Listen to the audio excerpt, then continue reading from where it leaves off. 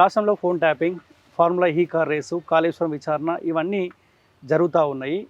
ఏ ఒక్కటి అన్నా ముంగడబడతట్టు అనిపిస్తూ ఉందా?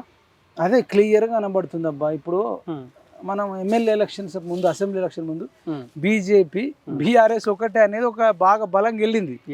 వాళ్ళు ఒకటా కాదా మనకు తెలియదు. కానీ మొత్తానికి కవితను అరెస్ట్ చేయకపోవడం వల్ల బీజేపీకి గట్టి దెబ్బ తగిలింది. జస్ట్ 8 సీట్లకే పరిమితమయ్యారు.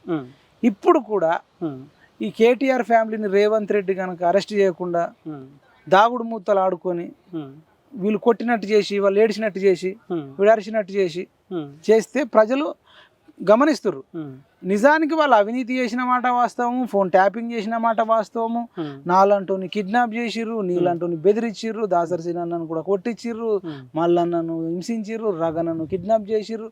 వాళ్ళు ఫోన్ ట్యాపింగ్ ద్వారానే మనం అనువనువు వెతుక్కుంటూ మనల్ని వెంబడించిర్రు. ఇప్పుడు కనుక వాళ్ళని అరెస్ట్ చేయకపోతే, అంటే ప్రాపర్ ఎవిడెన్స్ పెట్టి ఇగో ఈ కారణం చేత వీళ్ళని అరెస్టులు కనుక చేయకపోతే, దాగుడు మూతలు ఆడితే వచ్చే ఎన్నికల్లో కాంగ్రెస్ బీఆర్ఎస్ రెండు ఒకటే అనేది వెళ్ళిపోయి అది బీజేపీకి, రేపు ఎవరైనా కొత్తగా బీసీ పార్టీ పెడితే బీసీ పార్టీకి వాళ్ళకి వెళ్ళిపోయే ఛాన్స్ ఉంటుంది క్లియర్గా.